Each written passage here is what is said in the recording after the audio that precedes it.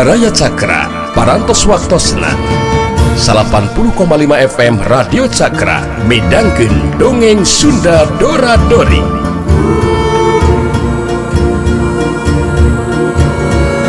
Simkuring sapara kanca ngahaturkeun wilujeng ngadangukeun.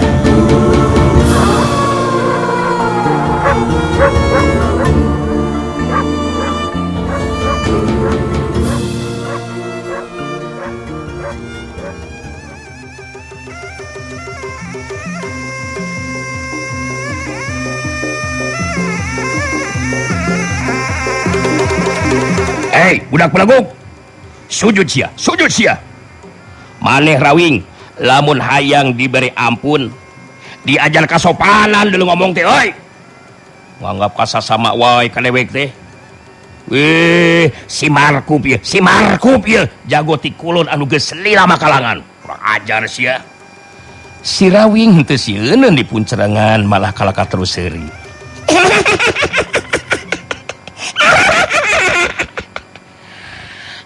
Uing mah bakal ngalasa rugi kudu sopan ka jelema kawas maneh mah sorry deh maknya aya jago anu reka jaga keamanan kalakah meres hayang dijamin kahirupan anak ucis ye sia uing mah henteu percaya ka maneh euy oh dasar si jago hitut sia Markup bener-bener geus teu bisa nahan di amarahna. Harita metakeun dengan katuhuna rek nonjok beungeutna si rawing. Ku ijiran sakali nonjok oge moal teu ngabebengkang. Tonjokan Markup kabilang cepet ngahiuk bangbaraan. Ngan orokaya si rawing memang lain budak biasa. Ilmu silat anu aya di marlan sasat geus kacangking sapinuhna ku manehna. Harita si rawing gampang nakara nyingkahan panarajang lawan. Malah terus jadi malas narajang ka Markup ku gerakan badak rompes. Sirah si rawing ditengarkeun kana lebah hulu angeunna Markup. Cedak das. Daligdeug. Markup ngadaligdeug mundur ka tukang. Bari sumengir nahan ka nyeri.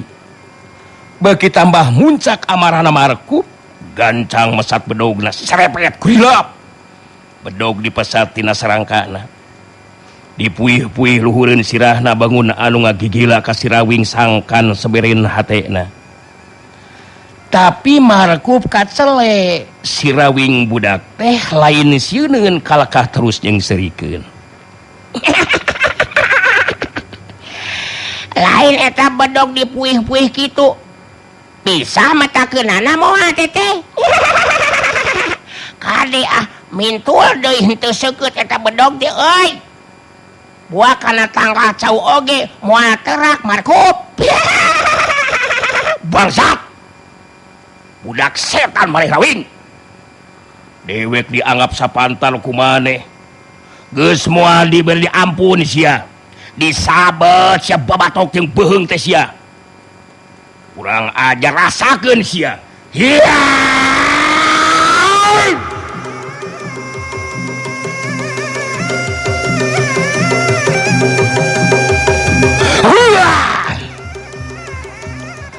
Markup geus teu loba ditinimbangan. Langsung narajang ngetakeun bedogna ngarah kana beuheungna si rawing. Tapi si rawing memang lain budak anu lumrah jeung budak biasa. Harita rikatna kera nyingkahan panarajang lawan. Awakna ngareundeuh ka handap. Bareng jeung molosna panarajang lawan harita peureup si rawing ngacius ngahancakana iga burung lawan. Cedak jelas. Markup ngagero bari nahan ka nyeri. Memeh leungit ka kagetna si rawing geus nyusul tepus ku panarajang susulan. Ramu leungeun katuhna ngacamret kantong semar lawan satarikna kerebak jebrot goblok ahli anjing Markup ngagero nahan ka nyeri awakna ngahayungkung ka tukang. Bedog lepas tina cekelanana. Dua leungeunna dipakainya kelan palangkakana. Kajadian saterusna si rawing ngalakukeun gerakan nyapu kuda-kuda lawan. Antukna geus teu bisa diponah deui. Markup harita terus rubuh ngabebengkang. Rikat nakeran Sirawing nyokot bedog lawan anu ngagoler. Samemeh Markup bisa ngoneal hudang, tungtung bedog harita diantelkeun kana beheungna Markup. Karasa ku Markup tungtung bedog nu diantelkeun kana beheungna ku Sirawing, ngajadikeun manehanana teu waniun ngalakukeun gerakan. Asok mun geus kieu maneh rek kumaha sia Markup. Ieu tungtung bedog digereselkeun ieu kana beheung lamun keukeuh rek neruskeun ieu tarung sia. Marlan anu masih keneh keur tarung ngalawanan Kardan. Sareretan ningali Markup anu geus rubuh ku Sirawing puguh we ngarasa kaget anu lain di kieuna. Kamampuhan Sirawing sanajan budak keneh tapi tetela geus leuwih tapis dina metakeun jurus-jurus anu dilatihkeun ku Marlan ka Sirawing. Marlan gancang ngarangset ku panarajangna kanu jadi lawan. Runtuyan panarajang Marlan teu bisa dibendung lawan. Akhirna Kardan oge jadi teu beda ti baturna harita rubuh ngabebengkang. Ningali Marlan geus karubuhkeun lawanna, Sirawing harita ngakeuro ka Marlan bari dina kayan masih keneh ngancam beheung Markup ke bedog. Kumaha ieu pencit wae kitu ieu jelema teh mang. Tuman tutumaneun teuing lah mun dibere ampun teh. Jelema nu kieu patut mah mending dipencit nya mang ya, urang geresel-geresel. Nya bener Awing, geus we pencit kayaknya. Ceuk Marlan kituna teh bari ngupat dina jero hatena. Waduh, hebat Sirawing, bener-bener budak anu luar biasa. Mun teh mangke Sirawing manjing jeung guru anu pinunjul elmuna, sarta bener-bener dina ngabingbingna. Aing boga kayakinan Sirawing bakal jadi jago anu susah niangan tandingna. Kajadian anu karanapan ku Markup jeung Kardan tangtu we kanyatana anu kawilang peuheur. Sasapi birang di kolong catang nya gedenya panjang. Komo keur Markup mah sabab rubuh ku budak satepak anu sakeupeu jeung bajuna anu ngaran Sirawing. Nu ngakukeun dua jago ti kulon teh terus arindi ting jari jeug lalempangna oge. Pada ringkud duanana ngerluk tungkul kawas bueuk menang mabuk. Ngalaksanakeun parentahna Sirawing manehna kudu ini tingkah ninggalkeun eta pilemuran.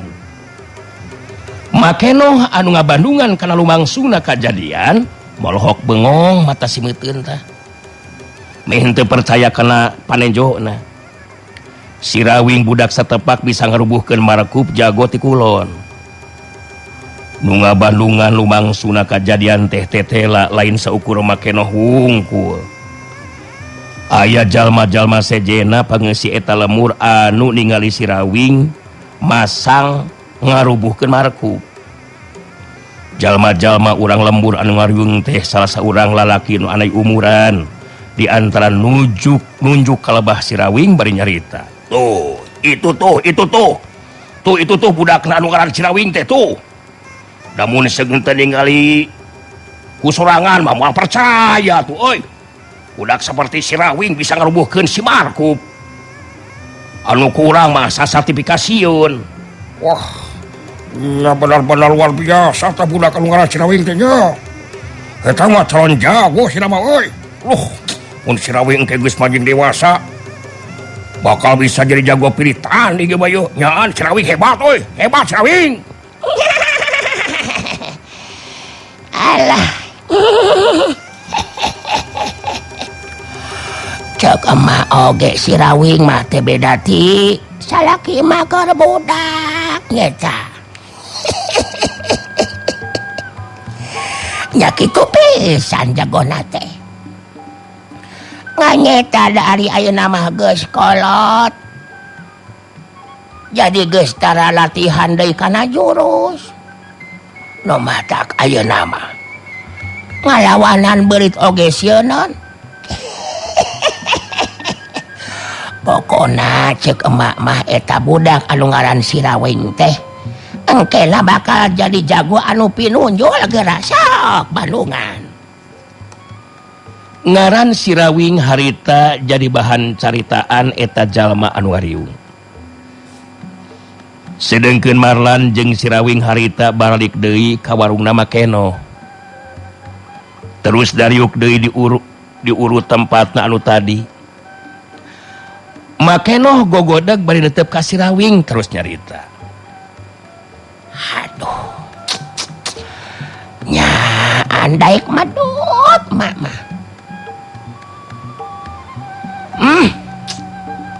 Bet asa teu percaya mun teu nyaksian ku sorangan mah. Eta Jang Rawing bet bisa ngelehkeun ngarubuhkeun si Marku. Aduh, luar biasa. Nuhun Jang Marlan. Nuhun Jang Rawing. Eta dua jalma teh ayeuna mah geus moal jadi deui gangguan. Kapokeun teh si wabalak teh tah. Geus meunang pangwarah anu saperti kitu mah tah si blaung. Marlan neuteup ka Makeno bari terus nyarita. Ya mudah-mudahan we atuh kapokeun nya mah. Cacak mun tadi ya Allah kuring anu lah Sirawing. Terus ngalakukeun tindakan dadegler mah bisa tatu tah mah. Bisa tatu tah beheungna markup dibeset tah ku bodoh sorangan. Ieu teh da arek nuskeun di lampah ieu teh mah ieu nu tadi dua alas teh mah Marlan harita tus mayar utaharna ka Makeno. Tapi Makeno kekepehan embung narima naon dibikeun ku Marlan. Keun wae geus entong Jang Marlan kan bae. Sok ampihan we keur bakal di jalan. Moal mata rugi atuh. Mamere dahar dua alas mah. Bet eueuhna naonan.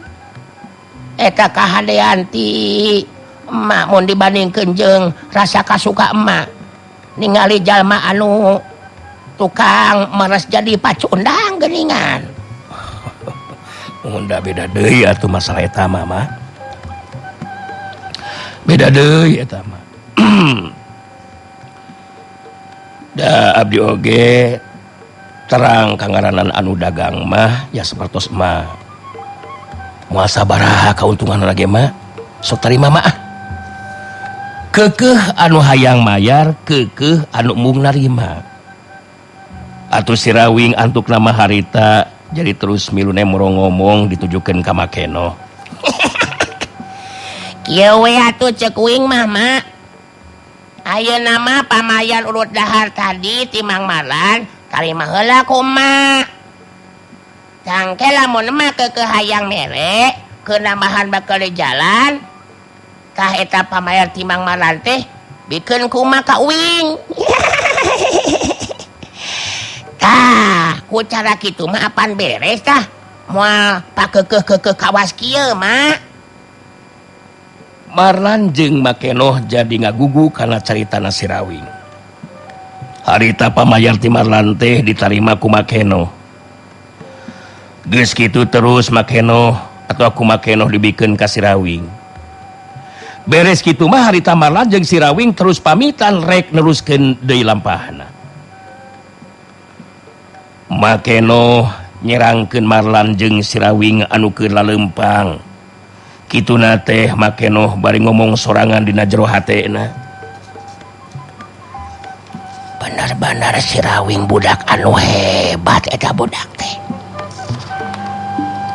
Luar biasa. Kitu teh amada anak jago meureunnan. Aya paribasa teng manuk teng anak meraku kuncungan. Hebat eta budak. Mun geus manjing dewasa bisa dipastikeun eta Sirawing bakal jadi jago anu ngabela kanu lemah. Tina tindak laku kajahatan. didoakeun ku mak maneh Rawing sing bener-bener jadi jago Rawing anu bisa merangan karena setiap tindak laku kejahatan kitu galecok nama keno dina waktu harita kejadian dina poe harita antukna jadi bahan caritaan meh keur sakabeh pangeussi pilemuran pang nama ngaran si Rawing henteu weleh jadi bahan obrolan kitu nate lantaran budak satepak anu mampu ngarubuhkeun markup malah dua jago ti kulon teh geus arinit jeung kardan baturna ninggalkeun pilemuran sedengkeun Marlan jeung si Rawing neruskeun lampahna ka Arga Binangun mangrupa padumukanana Embah Wigena Guruna Wikarta caturkeun harita di tempat sejen Ningsih anu geus aya di imahna si bewok harita keur aya di jero salah sahiji kamar malah dikerem teu beda ti sakitan be dahar nginum oge aya nu nganteuran geus sababaraha poe ti sanggeusna diculik ti lembur dibawa ka pamukinan Karaman macan liar acan papanggih jeung si bewok dalah mun hayang kacai oge dikawal ku 3 urang anak buahna si bewok hate jeung pikiran Ningsih henteu weleh ngait kanu jadi salaki jeung anak nyata Wikarta jeung Darma teu matak aneh mun unggal poe Ningsih ngan saukur ngumbar kasedih jeung lamunan saperti dina kayan harita Ningsih diuk dina luhur kasur di sisi ranjang kai tempat sarena.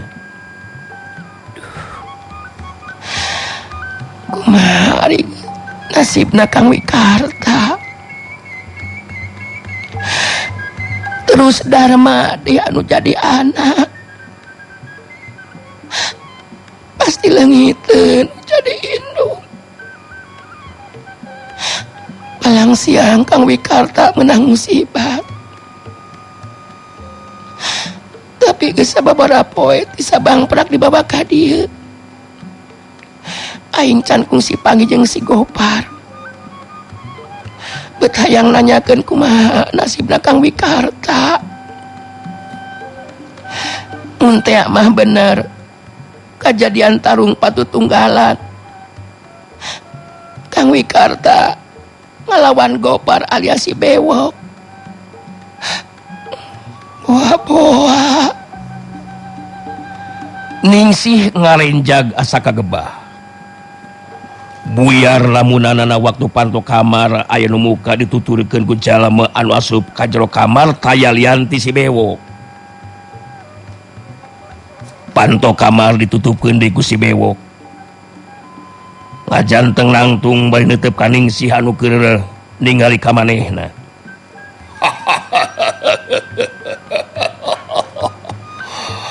Ulah kaget lamun akang kakalik bisa manggihan ayeuna Ningsih. Sabab loba keneh urusan anu can beres. Kumaha betah aya di dieu Ningsih? Di tempat akang kawilang tempat Ningsih anu anyar Ningsih. Mangsa jadi batur hirup akang.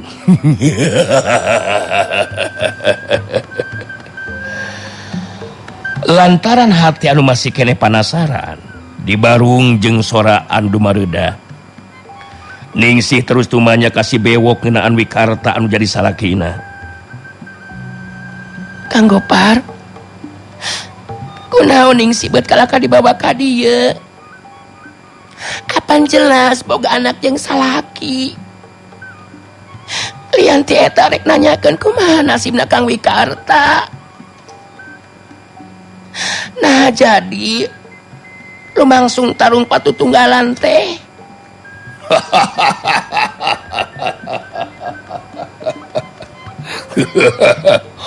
Geus wontong nanyakeun jeung nginget-inget di anu jadi salaki Ningsih. Bener akang tarung palung patutunggalan jeung si Wikarta. nyeri hati akang anu geus liar disidem dina jero hati akhirna mah bisa dibayar. Anu mata geus Ningsih betah aya di dieu. Naon wae kahayang Ningsih tang bakal dicumpona Ningsih. Kaayaan akang di dieu sasat jadi jadugna pamimpin karaman macan liar. Jadi kahirupan urang bakal kacamin salilana Ningsih. Jadi maksud Kang Kobar teh Kang Wikar teh eleh jajaten. Geus lain eleh di jajate Ningsih, tapi paragat nyawa alias kari tinggal ngaran Ningsih. Memang geus jadi hiji katang tua Ningsih. Keur Siwikarta salaki Ningsih kudu ajal kudu ngeunakang. Nu mata geus teh kudu nanyakeun jeung inget-inget ti Siwikarta. Geus eueuh artina Ningsih. Leuwih hade ayeuna mah tarimakeun kanyatan lumaku. Tur karanapan ku Ningsih. Geus moal bisa ditolak deui Ningsih. Ningsih kudu jadi batur hirup akang.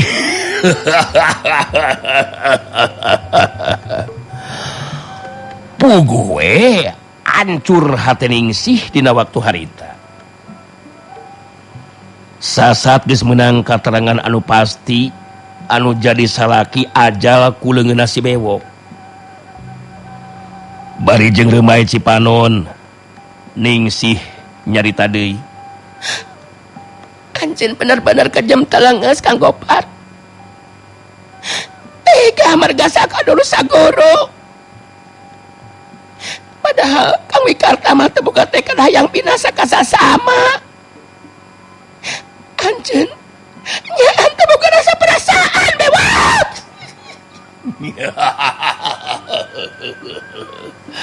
Geus montong make trik sagarupa Ningsih. Uhartina deuleu.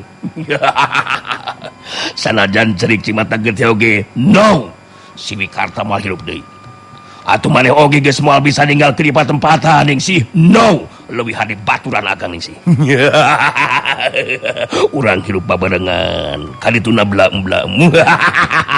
Peperihun baheula henteu kasorang. Ayeuna urang sasat aya jodoh pakokolot Ningsih. Jadi eueuh salahna kasorang ayeuna mah kayang akang teh.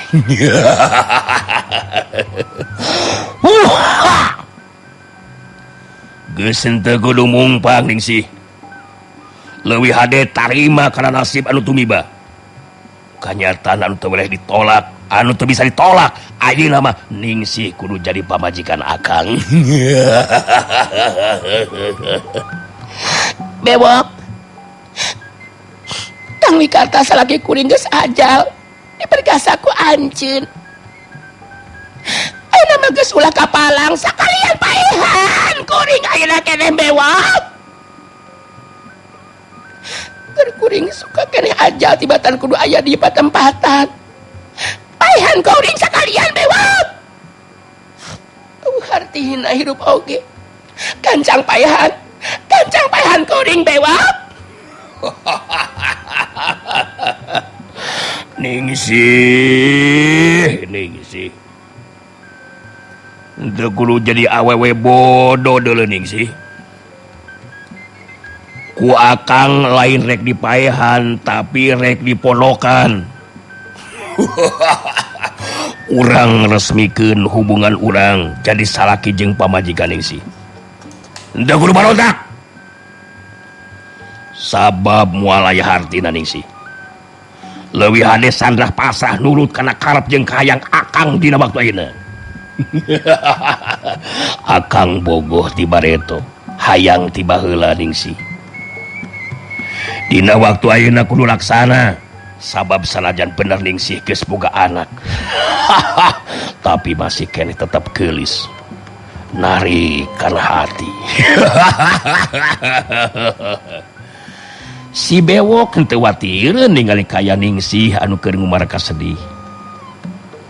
Malah beuki kahudang rasa kalalakianana. kaya Ningsih bangun an leuwih narik kana ati. Ningsih nyobaan barontak hayang ngalupaskeun diri tina cengkremanana si bewok. Tapi naon hartina tanaga Ningsih salaku awewe anu lemah dibandingkeun jeung si bewok anu prosa tanagana. Akhirna Ningsih ngan saukur bisa ngajerit jroning ati. Bet asa kiamat keur mangsa ngaradapan kanyataan anu tumiba ka dirina dina waktu harita. Sedengkeun si bewok suka jeung sugema hatena. Sabab karap jeung kahayangna bisa laksana. Jumerita hate Ningsih anu inget ka salaki jeung kanu jadi anak. Lir upama jadi pangjurung laku keur Marlan jeung si Rawing anu keur terus lumampah. Geus lumampah sababaraha poe, tapi si Rawing bangun anu henteu ngarasa capek. Malah tara ngangluh mun sakalian diajakan leureuh oge teu daekeun lila-lila. Sok terus ngajakan diindit sabab hayang geura tepi ka tempat anu dituju. Akhirna mah jauh hamo burung cunuk. Anggang hamo burung datang. Marlan jeung si Rawing tepi ka daerah Arga Binangun. Tapi tetela ka tempat padumukanana Mbah Wigena mah kawilang jauh ka lembur. Kituna teh lantaran meunang katerangan ti pangeusi lembur anu kaliwatan. Tempat padumukan Mbah Wigena kawilang deukeut ka daerah Pileuweungan. Sanggeusna mimiti ngambah ka daerah anu deukeut ka Pileuweungan, harita Marlan ngajakan leureuh ka si Rawing. Duanana terus dariuk dina luhur jukut garing dihanapeun tatangkalan anu linduh iuh dauna. Ku Marlan bisa katingali tarang beuheung jeung beungeut si Rawing kesangan. Tapi budak teh henteu ngangluh ku kacape. Bari ngiciskeun kesang, Marlan terus ngajakan ngobrol ka si Rawing. Mudah-mudahan we padumukan Mbah Wigena teh geus deukeut Rawing. Da ku ijiran Mang mah geus moal jauh deui.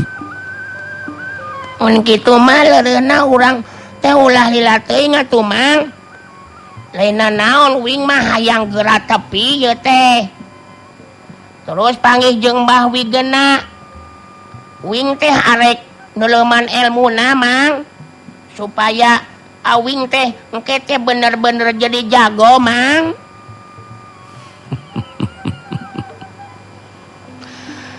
Nah rek kumaha kitu cita-cita Jang Rawing teh lamun bener ngalaksanakeun kalaksanakeun jadi jago. Nya hayang numpes kajahatan we Mang. Ngabela anu lemah. Nu penting na pisan mah hayang malaskan nyeri kasih bewok. Pokona mah gorombolan-gorombolan anu sok nandasa ka balarea nyang sarakeun ka urang lembur kudu dibasmi Mang. Tah kitu cita-cita Awing teh. Pangna hayang jadi jago teh Mang. Nu matak jeung Mbah Wigena teh kudu buru-buru panggih ye Mamang ulah lilating leureuna. Nah moal sape kitu kira-kirana. Urang neruskeun di lampah. Leureun ngan ukur sakedeung. Moal sape. Ceuk Mang mah nya sewe heula Wing. Da moal burung tepi atuh ka tempat anu dituju oge. Da eta we kesang dina beuheung jeung tarangge acan tuus. Keur Awing mah eueuh istilah capek Mang ah. Anu penting hayang geura buru-buru bisa neuleuman ilmu ka Mbah Wigena. Ngarah gancang bisa jadi jago Mang ah. Oge nu jarahat kawas gorombolan macan liar teh kudu buru-buru ditumpes Mang. Marlan nyerengeh serileutik. Beuki namahan rasa kareueusna. Sirawing sanajan budak keneh tapi geus mibanda jiwa satria. Aya karep hayang numpes tindak kajahatan anu dilakukeun ku jalma-jalma nu taya rasa kamanusaan. Nines jeung mergasa ka jalma anu lemah teu bisa ngalawan. Marlan terus carita deui ka Sirawing. Cita-cita anu hade Rawing. Mangarojong kana eta cita-cita. Ngantang tuwe henteu gampang ngawujudkeun eta cita-cita teh Wing. Sabab Rawing dina mangsana neuleuman ilmu kudu bener-bener tekun Rawing. Ulah horeaman jeung babariannya. Si Mang mah make mamatan kitu sagarupa ka Uwing Mang. Bet kawas ka budak. Nya Uwing teh budak keneh nya Mangnya. Jelas Uwing teh bakal nyaan soson-soson Mang. Neuleuman ilmu ka Mbah Wigena. Sabab Awing teh kudu bisa malaskan nyeri kasih bewok si borokokok teh tah. Dibabuk engke mah ku Uwing teh tah Mang. Memang sakuluna kitu Rawing. Sabenerna kawilang loba jago-jago anu masagi ku pangarti. Ngan hanya dina tindak kelakuna kaloloba nama Rawing ngan saukur keur kapentingan dirina sorangan. Malah loloba nama jalma anu lemah teu bisa ngalawan. Loloba nama jalma anu lemah teh teu bisa ngalawan anu jara dikorbanna teh kitu Rawing. Nya nu madak jelema anu kartu patu teh kudu ditumpas Mang, tong dirilakeun, tong disesakeun. Sabab saukur ngaruwikeun jelema loba yang salakeun jelema anu teu boga dosa. Seperti goromulan macan liar si bewok anu goblok tia Mang tah. Uwing teh geus jadi jago mah. Ku Uwing mah dihajar tah, dijetot tah, dicentang, diblaung-blaung tah geuleuh lah. Waktu nyebutkeun ngaran si bewok katingali sorot panon Sirawing semu anu hurung. Seuneu kaceuceub anu aya dina jero dadana ngadadak hurung. Sasat kahudang diingetan Sirawing kana kajian Mang Sawikarta anu jadi bapakna ajal ku si bewok. Nuker ngobrol jadi curinghak waktu ngadenge aya sora anu ngadorok-dok siga tangkal kai anu rungkad. Marlan neuteup ka Sirawing baritus nyarita. Mending ngadorok-dok kitu siga tangkal kai anu rungkad eta Marawing. Iya bener Mang. Urang teang tinggali Mang ah. Teu jauh ti dieu ceuk Uwing mah eta nu ngadorok-dok teh. Tacan oge duanana cengkat harudang kadenge aya sora anu ngakeduk siga anu keur narokan meulahan suluh. Marlan neuteup ka Sirawing harita terus nyarita. Bet siga aya nu keur narokan meulahan suluh Rawing. Dan dari kana sora nama henteu jauh ti dieu eta sora teh. Hayu urang tinggali, urang sampeurkeun Rawing. Marlan jeung Sirawing harita terus muru ka lebah sumberna sora. Tina jarak anu masih keneh anggang bari ningali tina lebah balik kerimbunan tatangkalan. Harita Marlan jeung Sirawing ningali aki-aki anu keur narokan suluh. Eta aki-aki anu geus barodas buuk jangot jeung kumisna teh dina kayan awakna dibuligir kahandapna make pangsi hideung. Anu narik kana perhatian Marlan jeung Sirawing mah sapasang leungeun si aki anu geseng hideung sarta narokan meulahan suluh teh henteu make pakarang tapi ngagunakeun dampal leungeunna.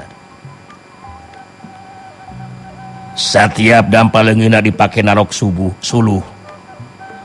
Langsung ngagebrah paburincai. Teu beda ti anu make pakarang be. Ningali kana eta kaayaan Marlan bisa ngarti eta aki-aki teh jelas lain jalma samarangan. Kawilang jalma anu boga ajen pangarti anu pinunjul. Marlan jeung Sirawing masih keneh caricing ngintip tina balik ririmunan tatangkalan. Si Aki terus nyarita ngomongna kawilang kasar jelas ditujukeun ka Marlan jeung Sirawing anu posisina di tukangan si Aki. Wonjong wake jeung uncap icip segala rupa deuleu. Lamun hayang wawu datang ka dieu sampeurkeun ka dewek. Weh, datang ka dieu pujuk. Ulah jadi jelema belagu gasok datang ka dieu. Marlan jeung Sirawing silih teuteut. Jarak ka si Aki teh kawilang anggang. Tapi si Aki bangun anu nyahun ka maranehna duaan anu keur ngintip perhatikeun si Aki. Marlan terus ngomong lalaunan. Allah, jelas si Aki teh lain jalma samarangan Rawing. Mang jadi penasaran ya. Wah buah mbah wigena teh gitu. Nya bener si gana mamang. Hayu atuh urang sampeurkeun mang ah.